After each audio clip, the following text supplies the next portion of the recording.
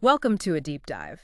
Today, we are plunging into the final days of one of history's most, well, famous thinkers, Socrates. We're using excerpts from Plato's incredible accounts. Yeah.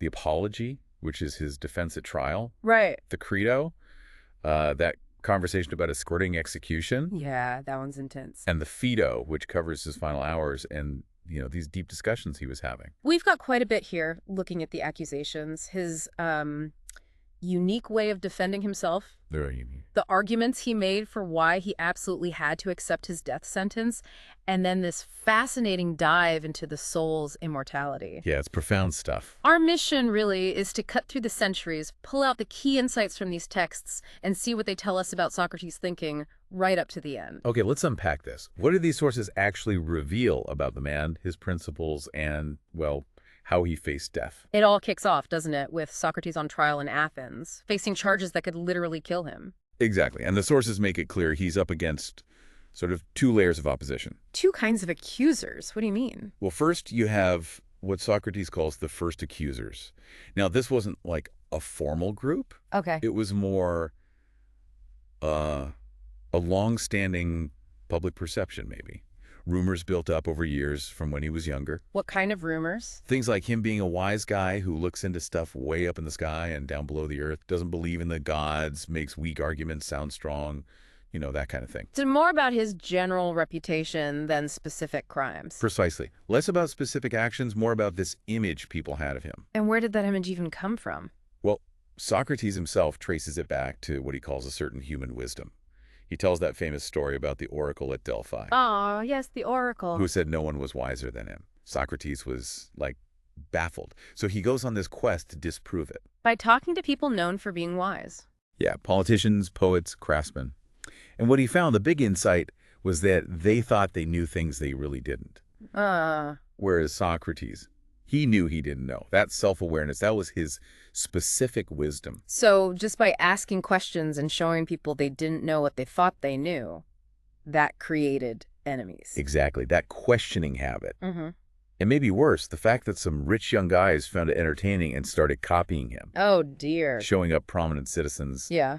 Yeah, that bred a lot of resentment over time. That's the background from those first accusers. And then you get the latest accusers, the ones who actually brought the formal charges. Right. The sources name Anytus, Miletus, and Lycon. They brought the official charges. Yeah. Impiety and corrupting the youth. And Plato suggests their motives were tied to the group Socrates annoyed. Yeah, Miletus representing the poets, Anytus the politicians and artisans, Lycon the speakers, the rhetoricians. Kind of a coalition of the aggrieved, maybe. Old grudges mixed with professional pride. Okay, so facing that, most people would be laser focused on just surviving. But Socrates seems almost unconcerned about the danger. What's his view on death here? That's one of the most striking things. He lays out this principle. A good person shouldn't even consider the risk of life or death when deciding what to do. Really? Not all. Nope. The only thing that matters is whether the action is just or unjust. Is it the right thing for a good person to do?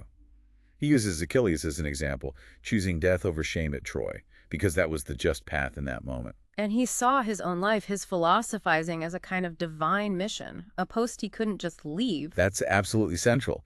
He believes the god, or the deity, stationed him there. Stationed him. Yeah, to live his life, examining himself and others pursuing philosophy. So to abandon that post just because he's afraid of dying, that would be truly strange, he argues, and actually would prove he didn't believe in the gods because he'd be disobeying the divine command, the oracle. And fearing death itself. That's a kind of ignorance for him. Yes, exactly. He calls it the most reprehensible ignorance. Because think about it, fearing death means you're acting like you know death is bad. But nobody really knows. Right. Nobody knows if it's good or evil. So fearing it is pretending to have knowledge you don't possess. What he does claim to know is that doing wrong, acting unjustly, disobeying a superior, whether it's God or, a human whose command is just that, is definitely evil and shameful. So he'll never choose a known evil like injustice. Over something like death, which might actually be good, for all we know. Okay, that clarifies his famous line about not stopping philosophy, even if they ordered him to. Absolutely. He says straight up, "Men of Athens, I honor and love you, but I shall obey God rather than you." He sees his mission as persuading people young and old to care about their souls, about wisdom, about truth, more than about money or fame or honor. The idea being that virtue comes first. Yes. Virtue, the goodness of the soul, that's what brings real human blessings, not the other way around. And he points to his own poverty as sort of proof. Yeah, like, look, I'm clearly not doing this for money, despite what people say. He compares himself to a gadfly. A gadfly. Yeah, stirring up a big, noble, but sluggish horse that's Athens, waking it up from its apathy. That's his service to the city, as he sees it. He also refused that common tactic of bringing family members to court to cry and beg. Right. He felt it was shameful for a man of his age and reputation. He thought it disgraced the city, making the whole process about emotion rather than justice. The jury's job, he insists, is to judge by the laws, not by who cries the loudest. He actually says it's much harder to escape wickedness than it is to escape death. Wow. Okay, so he's convicted, sentenced to death. That leads us to the Crito. His friend Crito comes to the prison before the execution. Yeah, what's the plan? Begging him to escape. What are Crito's arguments? Why should Socrates run? Oh, Crito lays it on thick. It's very human. First, the personal loss Socrates is irreplaceable to his friends. Then, Crito's own reputation. How it would look. Exactly. People might think Crito and the others valued money more than their friend, or that they were too cowardly to help. He also says Socrates is basically letting his enemies win. And the kids. That's a big one. Abandoning his sons, leaving them orphaned, neglecting their upbringing. Crito stresses that escape is totally doable. They have the money, the connections. It wouldn't be difficult. Apparently not. Friends are ready. And finally, Crito kind of accuses Socrates of taking the easy way out, not being brave, and making all his friends look bad in the process. Those are some heavy arguments. Very practical, very emotional. They are, but Socrates meets them with that same unwavering focus on principle. How does he respond? He tells Crito, look, I can only follow the argument that seems best after careful thought, not emotion, not what most people think, especially not just because things have gone badly for me. The only question that matters, he insists, is escaping just or unjust? And he dismisses the whole what will people think argument again. Completely. He reminds Crito, remember we agreed, we shouldn't value all opinions, only the opinions of the wise, the people who actually understand justice. The majority can't make you good or bad. Real harm comes from doing wrong, not from having a bad reputation among the ignorant. So, to figure out if escape is just, he does this amazing thing where he imagines the laws of Athens talking to him. It's a brilliant move, isn't Right. it? He personifies the laws and the city. What would they say if he tried to sneak out? And their argument is, well, it's powerful. Incredibly so. The laws basically say, Socrates, what are you doing? You're trying to destroy us and the whole city. Because if individual citizens can just ignore court rulings they don't like, then the laws have no power and the city falls apart. They bring up his whole life in Athens, too, right? Yes. They remind him they governed his parents' marriage, oversaw his upbringing, his education. He owes his very existence, in a way, to them. They argue he's like their child, even their servant or slave. Slave. Yeah, meaning he doesn't have equal rights to retaliate against them, just like you wouldn't strike back at a parent. Your country, they argue, is even more sacred than your parents. So the core idea is a kind of social contract. He agreed to live by the rules. Precisely. The laws argue. You lived here your whole life, Socrates. You hardly ever left. You raised your family here. You clearly found Athens satisfactory. By choosing to stay and benefit from us, you implicitly agreed, you made a compact to obey our judgments. So you either persuade the law it's wrong, or you obey. That's the choice they present. Persuade us or do what we command. Suffer quietly, if ordered prison, battle, whatever. To try and use force or sneak away against the state, against your country. It's unholy. And they point out, he could have proposed exile at the trial. But he chose death instead. Right. So now, trying to escape looks like breaking a deal he actively reaffirmed. He agreed, indeed, they say, by his actions throughout his life. And according to this imagined voice of the laws, what happens if he does break the deal? The consequences are dire. His friends, they risk losing everything. Banishment, property confiscated. Socrates himself, he'd be an outlaw everywhere, seen as a corrupter, a lawbreaker. How could he credibly talk about virtue and justice then? He couldn't really practice philosophy anymore, could he? Not respectably. He'd have to live in sketchy places, maybe Thessaly, living off handouts. And what about his sons? Would escaping really be better for them than dying with integrity and trusting his friends to care for them? Plus, the laws hint that the laws in the afterlife wouldn't look kindly on him either. This whole imagined dialogue seems to completely convince Socrates. It does. He tells Creo he feels overwhelmed by these arguments. He uses this image like he's hearing the ritual flutes of the Corybantes, and they drown out everything else. Right. He literally can't hear Creo's pleas anymore. So the conclusion is inescapable for him. Yes. Escape would be unjust. It violates his deepest principles, his pact with Athens. He has to stay. So having decided against escape, we move to his very last day in the Phaedo. The scene starts with him, chains off, rubbing his leg. Yeah, and making that interesting observation about pleasure and pain, how they seem linked, one following the other. A very human touch before the big philosophical discussion. Exactly. And that discussion gets going quickly, shifting to death and the soul. It starts because Socrates sends a message to another poet, Evenus. What message? He asks Cebes to tell Evenus, essentially, follow me soon, but then clarifies he absolutely must not kill himself. Why the clarification? Because, Socrates explains, we humans are possessions of the gods. Yeah. We don't own ourselves. We don't have the right to destroy their property.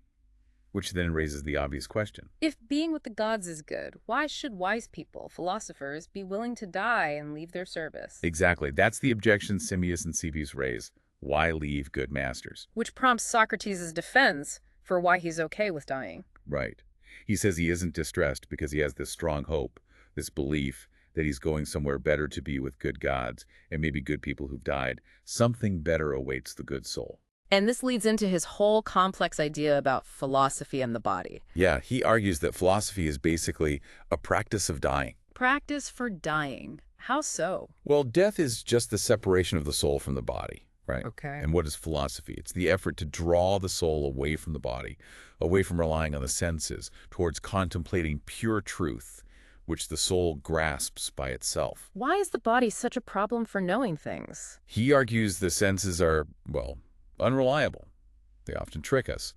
And the body itself is just needy. It gets hungry, thirsty, sick. It has desires. Distraction. Constant distractions. They prevent the soul from focusing, from searching for truth. Even wars, he says, come from wanting wealth to serve the body's needs. The core idea is anything tied to the body hinders the soul's ability to think purely and grasp reality itself. And pleasure and pain are especially bad. Yes, he uses this really strong image. Pleasure and pain act like nails, pinning the soul to the body. When the soul shares the body's feelings, it starts believing the physical world is the only reality. It becomes sort of materialistic. Exactly. It gets weighed down, contaminated, and can't reach that pure state needed to perceive truth, or to be pure when it finally separates at death. So is pure knowledge only possible after death then? That's what the argument suggests. If the soul is ever going to know anything truly purely, it needs to be free from the body.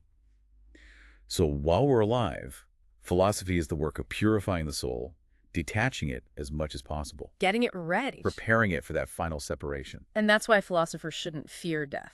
Precisely. They spent their lives trying to free the soul, aiming for that state of pure knowing.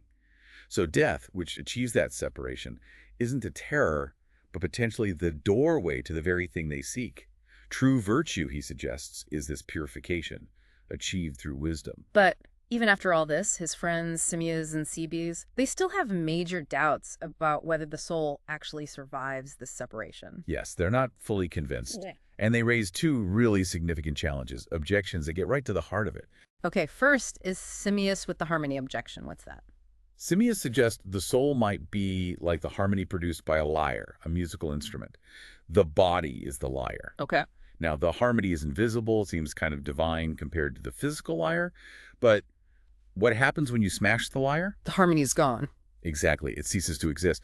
So Simmias asks, maybe when the body dies, the soul, like the harmony, just disappears. Depends on the physical structure. That's a clever analogy. And then Cebes has the weaver objection. Right.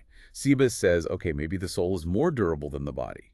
Maybe it wears out many bodies, just like a weaver wears out many cloaks during his life. So the soul lasts longer than a body. Yes. But, Cebes points out, the weaver, even though he outlasts many cloaks, eventually dies himself, maybe before his very last cloak wears out. So couldn't the soul, even if it survives multiple bodies, still perish when it leaves its final body? Just being durable doesn't prove it's truly immortal, forever imperishable. Oof. Those are serious challenges. You can see why the friends were distressed. Definitely. It seems to shake their faith even in the power of argument itself for a moment. But Socrates, he encourages them, don't give up on reason, let's look closer. So how does he counter the harmony idea? He makes a few points. First, he reminds them of their earlier agreement on reminiscence, the idea that we learn by recollecting things the soul knew before birth. Right. The soul existed before the body. Exactly. But if the soul is a harmony produced by the body's parts, it must come after the body is assembled. Those two ideas contradict each other. Socrates argues reminiscence is the stronger argument. What else? He also says harmony follows its physical parts. It can't oppose them. But the soul clearly leads and governs the body, often fighting against its desires. That doesn't fit. And lastly, harmonies don't really have degrees. A thing is either in tune or not. But souls clearly have different degrees of virtue and vice. So the analogy breaks down. Simmias accepts these points. Okay, so the harmony idea is dealt with. What about the weaver? The durability versus immortality point. Socrates acknowledges Cebes is right on that. The weaver analogy does only show the soul might be long-lasting, not absolutely deathless. This really clarifies the core fear. Could the soul just wear out? Could it perish in that final separation? That's what needs the ultimate proof. So how does he try to prove absolute immortality? This is the big one. This is where he brings in his theory of forms, his final, most complex argument. The basic idea revolves around opposites. While opposite things might generate each other in the physical world, like waking comes from sleeping, maybe life comes from death. Okay. The form, or the idea of an opposite, cannot itself become or admit its own opposite while remaining what it is. Can you break that down a bit? Give an example. Sure. Think about heat. The idea of heat cannot become cold. Or snow. Snow embodies coldness. It cannot admit heat and remain snow. If heat approaches, the snow melts. It ceases to be snow. Right. Or like odd and even numbers. Perfect example. The number 3 participates in the form of oddness. It is odd. It cannot admit the form of evenness and still be 3. It must withdraw or cease to be 3 if evenness approaches, which it can't. Okay, I think I get the principle. How does that apply to the soul? Socrates argues, wherever a soul is present, it brings life. The soul is intrinsically linked to the form of life. Soul equals life. Essentially, yes. Yeah. The soul is what makes a body alive. Now, life and death are opposites. So, following the principle, the soul, which brings and embodies the form of life, cannot admit the opposite form, which is death. So if death approaches the soul, being essentially life, must either withdraw or be destroyed. But since it's the principle of life itself, it can't be destroyed by admitting death, it must withdraw. Therefore, the soul is deathless, imperishable. Wow. That's quite a leap based on the forms. So if the soul is absolutely immortal, what does that mean for us? Huge implications. If the soul lives forever, Socrates argues, then taking care of it, developing virtue, seeking wisdom isn't just important for this life. It's crucial for all time. Neglecting your soul becomes this dreadful danger with eternal consequences. And this leads him into that description of the afterlife, the myth or fable. Exactly. He paints this picture of what might happen. After death, souls are guided by a spirit, judged based on their lives. Different outcomes for different lives? Yeah, broadly. He describes a sort of middle path for average lives involving purification, maybe rewards, maybe reincarnation. Then there are the incurably wicked, thrown into Tartarus forever. Hush. And those who committed great but curable sins, they might also go to Tartarus but have a chance to get out eventually if they can persuade those they harmed to forgive them. And the really good souls. The truly pure, especially the philosophers who've purified themselves, they are freed from the earthly cycle altogether, going to live in a purer, higher realm. He has that amazing description of the true earth up above. Yeah, it's beautiful. He suggests we live down here in murky hollows like frogs around a pond. But the real earth is up in the pure ether, vibrant, beautiful, made of finer stuff. People there are better, have clearer senses, see the stars properly, even commune with the gods directly. It's a vision of ultimate purity. He also mentions these vast underground rivers involved in the afterlife journeys. But he doesn't claim this whole afterlife story is literal fact, does he? No, and that's crucial. He explicitly says it wouldn't be sensible to insist it's exactly like this. But, he argues, because the soul is immortal, something like this must be true about our souls and where they go. It's a noble risk, he calls it. A noble risk. Yeah, a worthy gamble. Believing in this picture, or something like it, encourages you to strive for virtue and wisdom in this life. The potential reward is immense, and the risk of neglecting the soul is terrifying. So, the story serves a moral purpose, even if it's symbolic. And then the final scene in the Phaedo. It's described with such calm. Socrates says he's ready. The jailer brings the hemlock. Crito pleads with him to wait, eat, drink, linger a bit. But Socrates refuses. Finds it ridiculous, clinging to life when it's already spent. He drinks the poison calmly, walks around until his legs get heavy, lies down. As the cold spreads up his body, he's covered. His very last words are to Crito. Asking him to sacrifice a rooster. Yeah, Crito, we owe a cock to Asclepius. Pay it and do not neglect it. Asclepius was the god of healing. It's often interpreted as meaning death is a cure, a release from the sickness of life or the body. Then his eyes fixed, and Crito closed them. And Phaedo's final assessment of him. It's incredibly moving. He calls Socrates the best, the wisest, and the most just man he ever knew. Wow. We've really covered a lot there.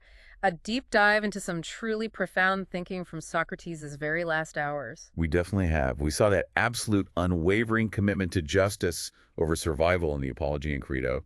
It's all grounded in his sense of a divine mission and this deep respect for the law as the foundation of the city, even when they condemned him. And then in the Phaedo, that incredible philosophical journey, exploring the soul, facing down these tough objections like the harmony and weaver analogies. And building that intricate case for absolute immortality using the forms, leading to that amazing, if maybe mythic, vision of the afterlife. It's really striking, I think, is how he connects these really abstract philosophical ideas. Yep.